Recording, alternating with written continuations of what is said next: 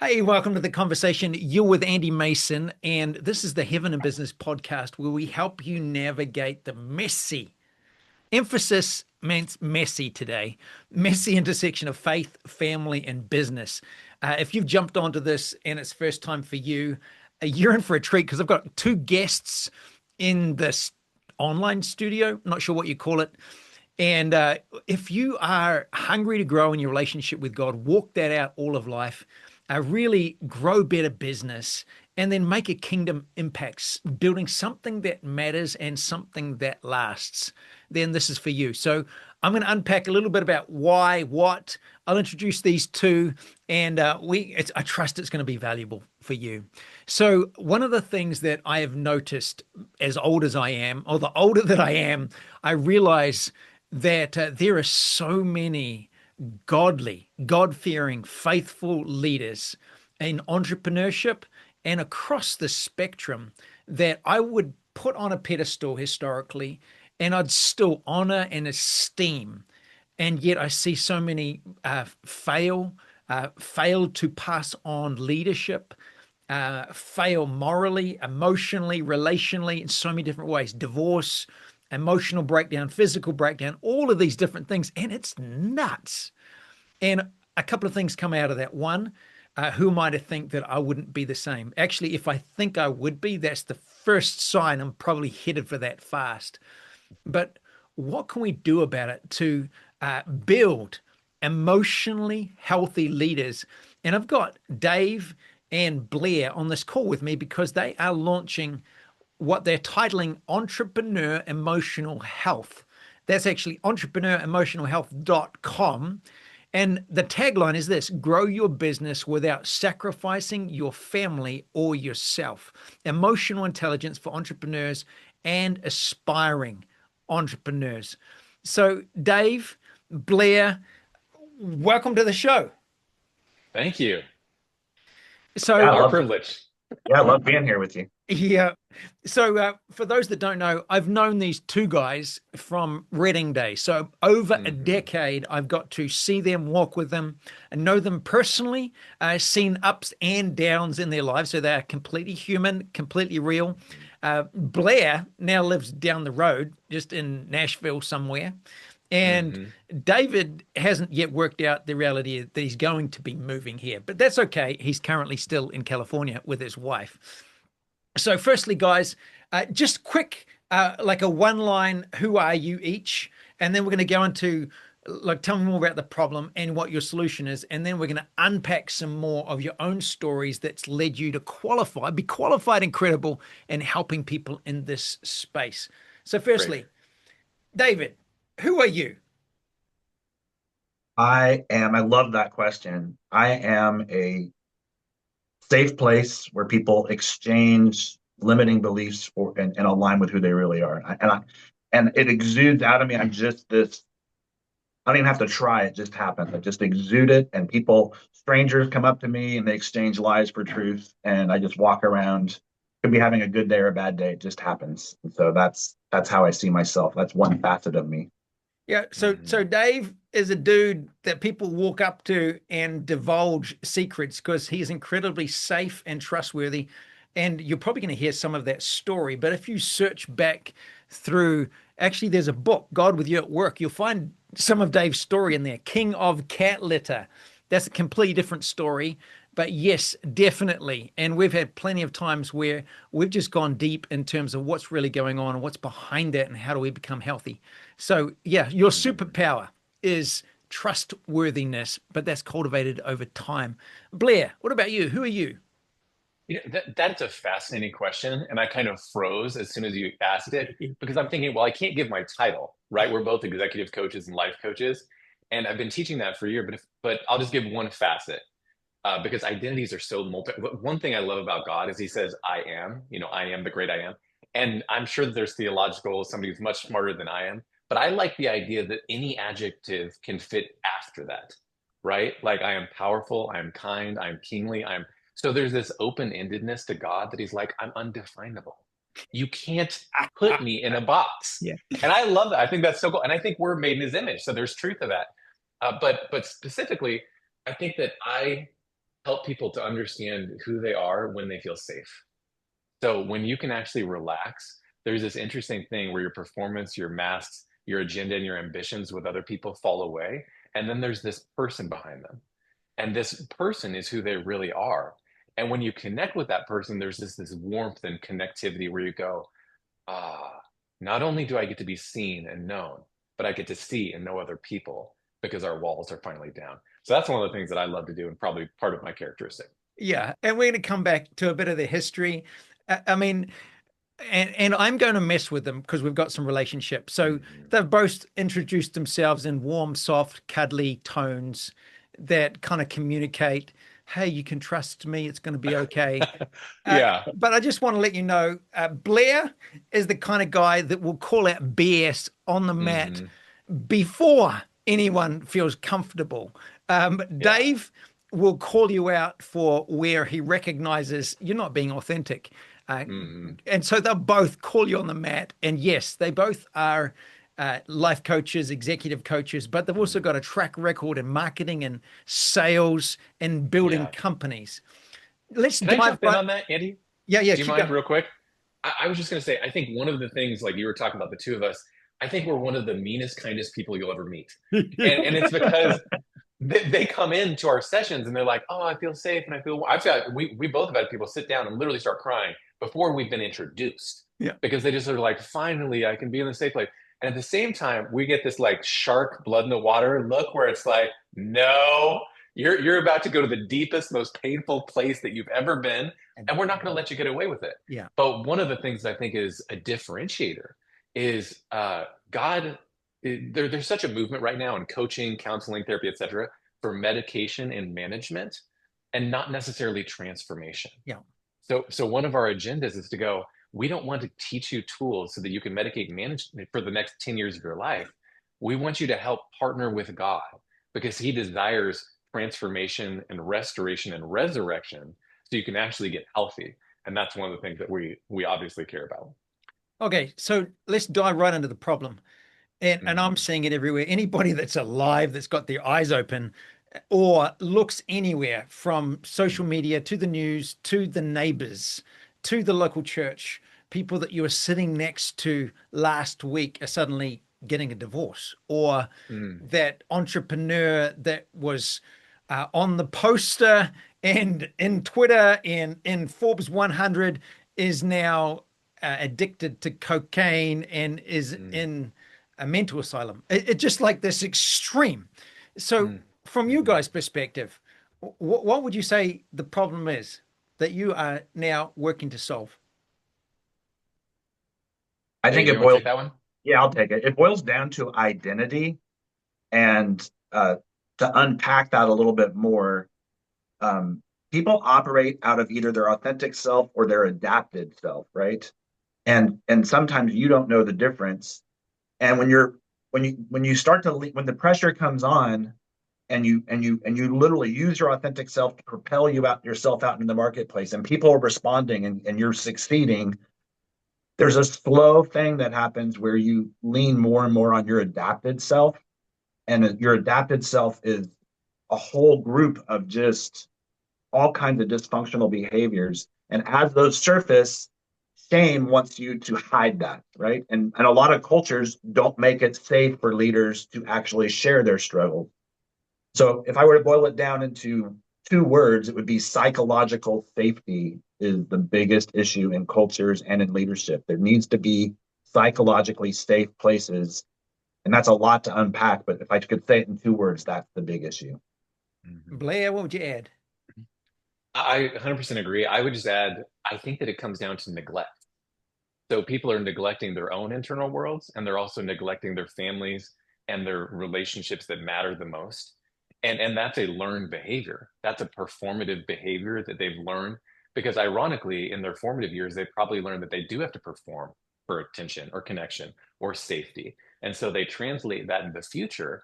They push down their authentic self because that was never received and connected with. And then they never get the nutrients of connection or provide it for those that they love the most. And that seems like a small problem, but it's the problem. Because if you're neglecting that, how are you supposed to actually thrive and show up in the workplace or show up, obviously for your family? So I would say that's one of the biggest problems is neglect all the way around. And so, what would be some of the top 5 symptoms that this is showing? So, someone's listening right now, they're like, yeah, you guys, I'm about to hit exit. And you're like, whoa, whoa, whoa, just wait.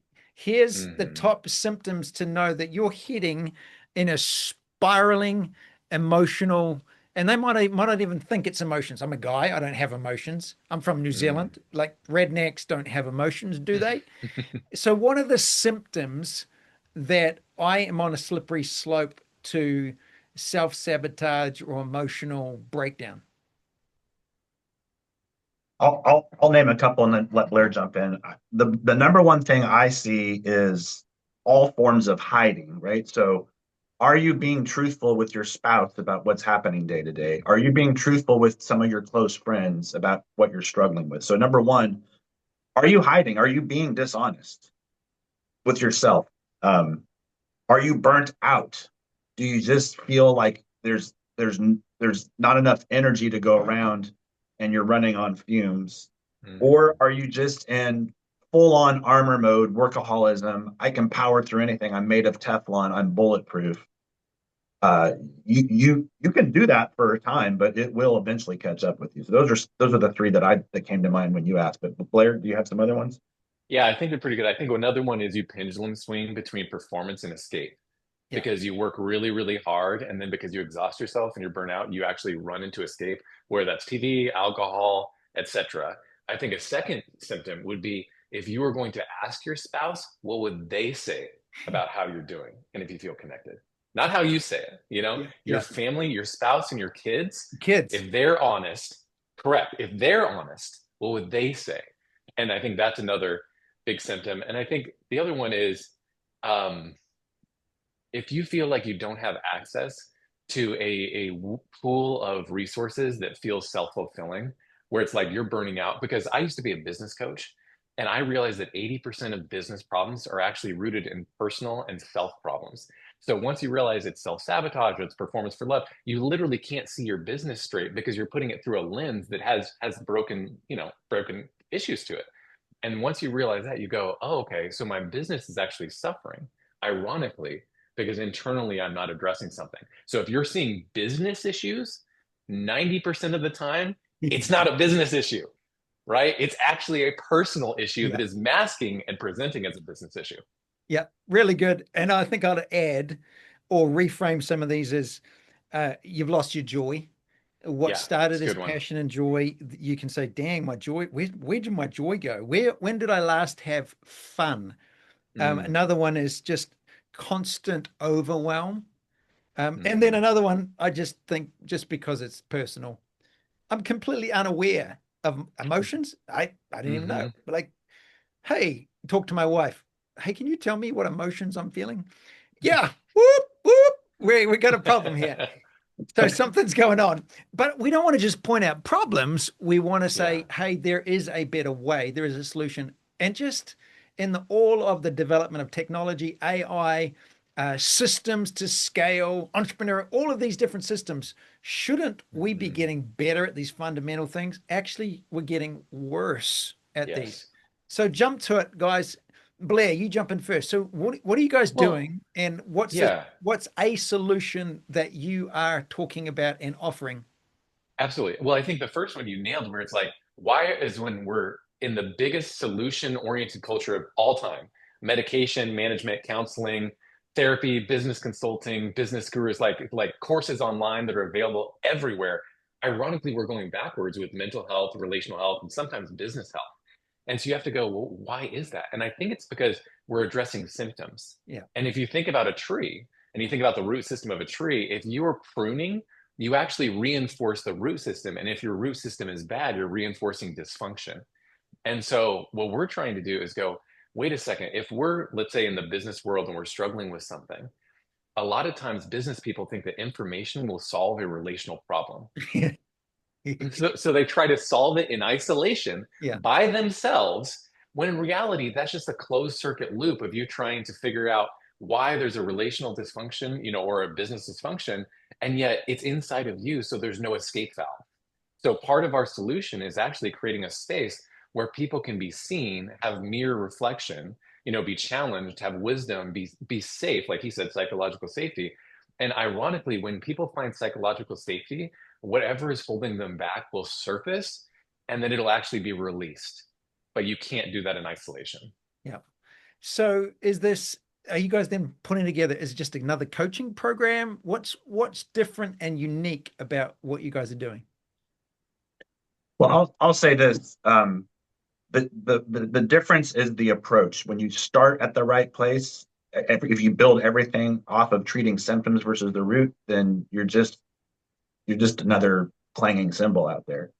So my favorite phrase that I say to myself, and I try to remind myself, hey, David, you don't have 99% of your problems are not how or what problems, right? Like you get frustrated, you do an AI search and you get information and you get all these hows and then you decide what to do. But the main problem that is the root cause is the who problem, right? And we as much as we think we know ourselves, when you're not in community, you've got so many blind spots you can't see. So what we've created is courses and lots of ways to get together with other entrepreneurs and masterminds, retreats, that sort of thing. But we built a really solid structure with common language that leads people through a process that they can do on their own. And then when they connect, they can get the impartation and they can get the breakthrough. So it's a combination of virtual and in person. Yeah. And so that's entrepreneuremotionalhealth.com, where people can find out more about that. But this is then, neither of you are licensed, certified. Well, you've got life experience. You're both business I might guys. be certifiable, maybe. Yeah, exactly. All of us. So unpack. Now, I know I've gotten to work with business leaders that both of you have been working with in the background, either coaching, consulting, counseling. I'm not sure what you'd call it. And I hear some of the feedback from those guys and the stories, which is outstanding. But guys, you're not licensed to do this. You're not certified. You don't have this. What qualifies you to lead a bunch of entrepreneurs in emotional health? Good I'll question. start. Yeah, go ahead. Go Blair. No, go Blair. Okay. Well, I was going to say it's ironic because I was raised by a therapist mom, and and that's nothing against that. It's not to go like, oh, my dad was a cop, so I'm a cop. But I was raised, so I'm watching from the outside, and I'm going, that is rough, because there were so many loopholes that they had to jump through, whether it came to insurance and processes and licenses. And don't get me wrong, I'm in support of all those things. I love therapy, highly supportive of it. But I recognize, I'm like, I want to do something that is outside of the norm, and it is laser-like focused on solutions, not management. Yeah. And when you're in that place, you're like, I want to use the best thing that is appropriate for the right time. And so I have a psychology degree, but I don't have a master's degree in it. So I made a conscious decision to go in the life consulting route. And what I would tell people is life experience is a hell of a teacher. And so you were talking earlier about imperfections, right? And God, I mean, it was probably 8 or 9 years ago where I got myself into a situation, and thank God it wasn't adultery or, affairs or, at a sexual level or anything, but it was in a situation where I never thought I would find myself making decisions, compromising my value system ever before. And yet I was in such a situation where I was in pain. I just broken up with my girlfriend and all these other issues that happened where it was a perfect storm and setup. And I remember thinking, oh, I get it. I get how people have affairs. I get how people blow up their businesses. I get how people leave their families. And there was a empathy and a capacity to be with people there. Yeah. Because coaches are human. And if we can meet you in your humanity, we can help you walk through it. Yeah. But if we can't, we're just a guru that's on a mountain, that's never accessible. So I would say it's our humanity that helps us to bring what we offer to people. And Blair, before we switch to Dave, at what point with you guys are working, there is a difference. And I know, and I respect you guys because you don't hesitate to say, hey, you need to go and see a licensed therapist. Absolutely. Whatever. Or get on medicine. Yeah. Yeah. At what point would you say, hey, no, don't come and see us. You need to go see a professional. And here's 2 that we would recommend. How do you know? So how do I know when my friend or my client is on the edge of something serious enough to say, hey, I love you enough to say, I'm not going to meet with you. I will take you if necessary, but you need to go and get some help and you need to get it right now. Mm. Dave, you want to take this one? Yeah, I think for me, it's when someone has such a disconnection from their true self and they're in so much pain and crisis that I won't say no to them, but I will say no if they're not in therapy and I don't have a sense that they're getting that kind of help where they need to get their foundational sense of identity reestablished. Um, so if they don't have that, it becomes pretty apparent pretty quick because they're nothing but a ball of pain and there's nothing else Mm-hmm. going on. And so to me, it's like we need to. It's almost like the difference between someone that's got a broken leg and then they go to physical therapy after the leg gets fixed, right? Like we're more like physical therapists than we are like a doctor. Yep. Yeah. And so, I mean, and I appreciate that. And it's recognizing that if they're going around and around in circles. But Dave, you mentioned, and both of you mentioned the authentic self and the true self, and it sounds so foo-foo. Mm-hmm. What do you mean by that? So it's interesting that it is foo-foo, and that's why a lot of people and a lot of people don't get serious about their authentic self because it is so foo-foo. But it's so powerful and it's so full of the I am of God that you almost can't put words to it. But if you dare to put words to it and build a story around it, and build some actions around it, it is the source that will keep you the most emotionally healthy. It'll keep you the most grounded, and it'll make your strategies line up, and you will get 6, 7, 10, 20x, 100x results Yeah. with deep, deep fulfillment. So, um, we do an exercise called the essence exercise. Blair does an exercise called the avatar, and both of those we've over years we've developed are those two right there are our secret sauce, and we've got story after story after story when someone goes through that process that a lot of the symptoms start to subside and a lot of life starts to sprout up. Yeah. Can I jump So, in on that one? yeah, yeah. I know we need to move forward, and I actually love what Dave said.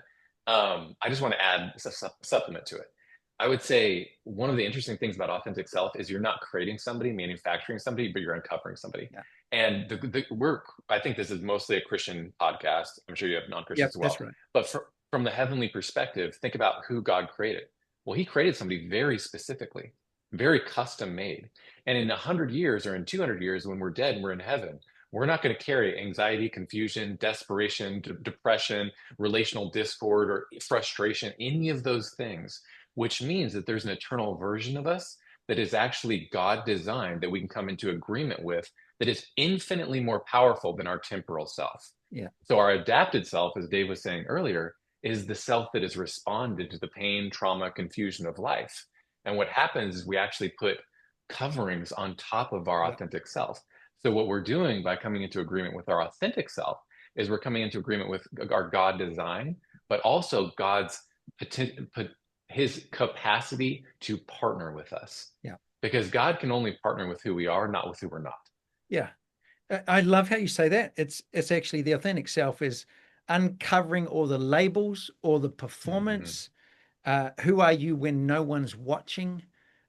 What's at the core? And I like that. Who did actually God make me to be? And that can get really vulnerable and uncover a whole heap of past trauma and all sorts of stuff. Yeah, you nailed it, which is why people don't do it. Yeah. And we're the only person strong enough to empower our adapted self. That's the ironic part. Yeah. And you're right. I mean, even the people familiar with the DISC, the disc behavioral Mm-hmm. styles, it has how you're showing up at work, compare how you are, your natural behavioral styles compared to what you're doing at work, which always Mm. requires more effort and energy. If I self-identify as something in the workplace that I'm not in, it's not my natural condition, or I love Yeah. this, it's who God made you to be. So your true self is who God made you to be, who you are, exclusive of any performance, external validation or verification. And Mm-hmm. I love it. If I'm fully bold, fearless, fully confident in who I am in God, what does that look like? And that can be either terrifying or absolutely exhilarating and somewhere in Yeah. between. And don't you Dave, think that we, oh, oh yeah, sorry. you go, Blair. I, one sentence. The one sentence is we've learned to anticipate pain or disconnection when we show up as our authentic self. So we actually anticipate pain when we revert back to our authentic self. And it's relearning that that's actually where connection and safety happens. So that's all I was going to say. Yeah, so raw, real. Dave, what about you? What qualifies Dave Charlson to speak into emotional well-being of entrepreneurs? Well, I don't think of this as my identity more, but I had at age 4, 5-ish, I had a series of abuses come against me, ritual abuse actually, that stripped me of my identity. It was literally intentional. It was it's I'm not glorifying that, but my journey of finding Jesus, getting saved, having Jesus undo all that mess for me, and then and then and then taking what he taught me and going into the business world and having enough business success and personal success for someone named Andy Mason to put me in chapter 1 of his book.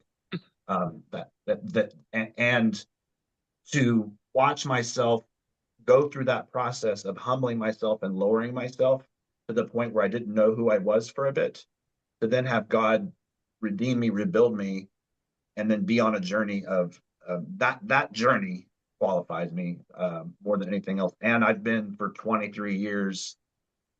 Anybody that wants to go on the journey with me, I just figured there's safety in numbers. Let's do it together. So that's Yeah, and I can verify that the two of you, it's not just something that, oh yeah, I had rough time or been through some rough situations. Not only have you dealt with your stuff and continuing to lean in, so there's that we're walking this out ourselves, but actually the thing that I like about the two of you is you're doing it in the context of building business, expanding, and facing the reality of that, because that is brutal, which is why I love you talk about entrepreneur emotional health.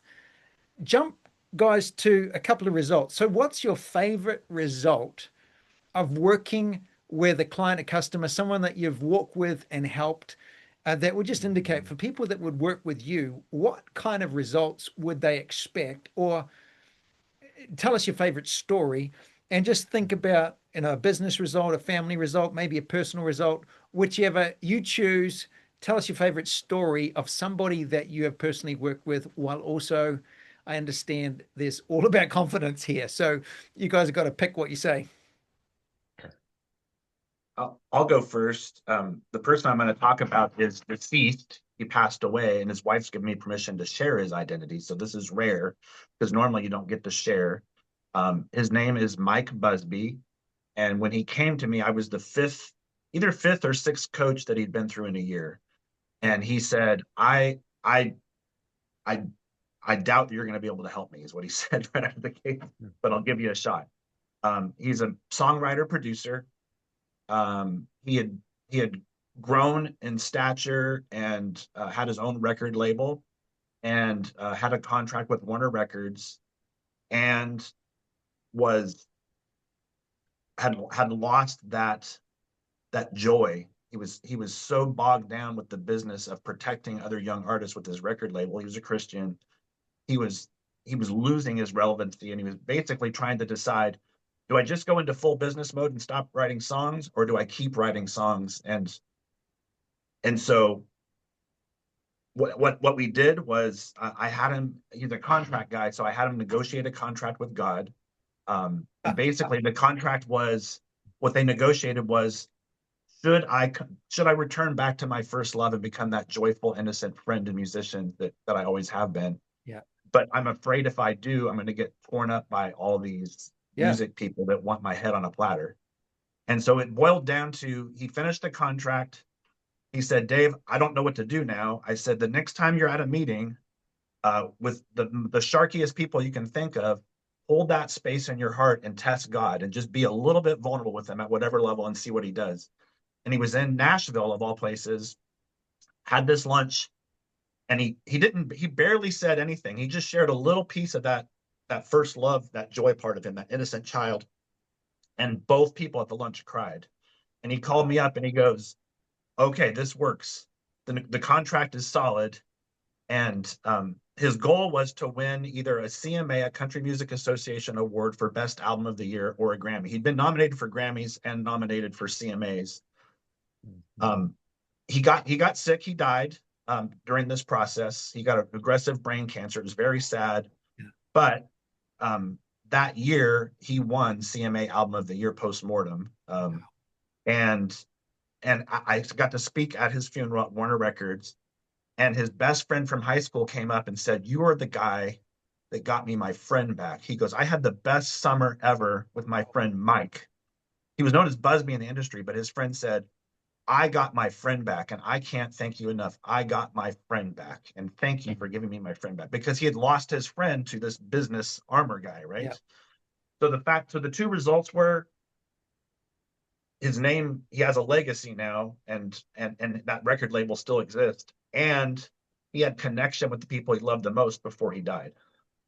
Man, well, that's kind of compelling. And I love what you said is he actually got back to the joyful and innocent self, as opposed to this, I've got to do this, I've got to armor up and go for it.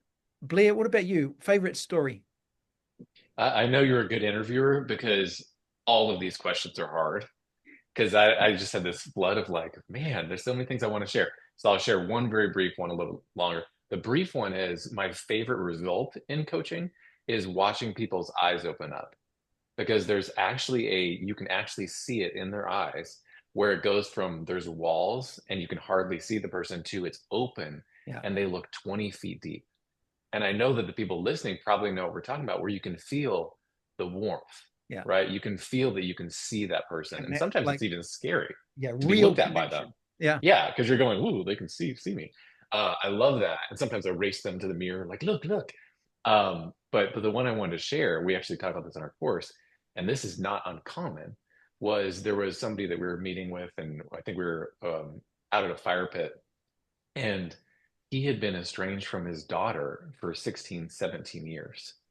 And I feel, and this is a Satanist, this is not a, Christian or, somebody that's outspoken. That's right. And it was an interesting situation. Okay. And good person, all those things, but we were sitting around the fireplace and I feel Holy Spirit tapping my shoulder saying, he needs to forgive himself. He needs to forgive himself. So I will not let this guy alone. So for 2 hours, I am like poking, like, hey, what about this? And he is rattled to the bone, just literally shaking, but finally goes along with it. Okay, I guess I can forgive myself. And I think, and Dave can correct me about the timeline, but it was something like 3 days later, his daughter reaches out to him. Yeah. And now they are fully reconciled and back in healthy relationship with one another. And so that's the kind of thing when you talk about results where you're like, spiritual and emotional shifts create logistical changes. Yeah. So, I mean, I love that. I just so appreciate you guys' stories around what does this really look like. And I've got another friend who's ex-military, police, Marine, like total man's man. And he does something similar, takes these men on retreats. And part of what they do is look deeply into each other's eyes to tell them who they are. And I'm thinking, like, no, like it's like hilarious. But so I love this. Guys, I just appreciate the time. And I think if somebody's listening and you want a quick win, where do you need to forgive yourself?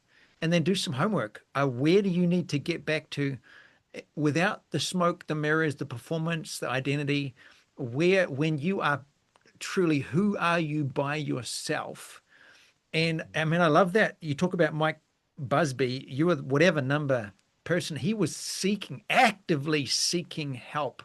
And I was just listening to a podcast about next level business, growing business, scaling up. This guy was telling how he was a rock star, full of himself, built multi-million-dollar company, only to fail monumentally.